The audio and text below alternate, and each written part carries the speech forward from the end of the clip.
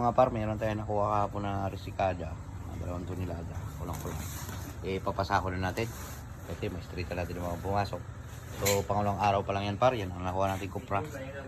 Yan po si Kuya Roy. Siya mga par yung nagre-rebag. Pero medyo masama ang loob niya. Ewan ko bakit. Ayaw niya humarap sa inyo mga par.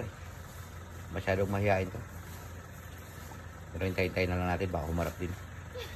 Humarap nga po pero nakatago sa poste. Masyadong magaling tumago ito mga par. Papakilala ko sana sa inyo bago namin kasama dito si Kuya Roy from Batarasa. Ayun si Kuya Glenn sa likod natin, di nawawala yan.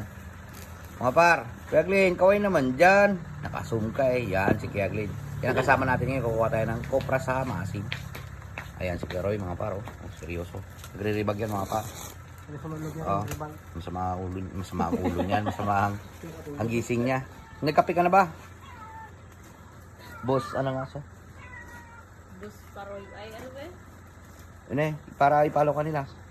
Ano yung ano pre? Kanan mo? Ha? Roy Vlog. Ah, ito po, pakipalo lang po, Roy Vlog. Yung, hindi po yung profile. Anong profile mo pre doon? Ano yung YouTube? YouTube. Anong profile mo doon pre? Ayun pre, yun po yung profile niya. Tahimik lang po yung profile niya doon sa YouTube. Ayun na po. Basta sumagot na po yung si Kero, hindi nyo lang po narinig at hindi ko rin po narinig. Basta sumagot na po siya.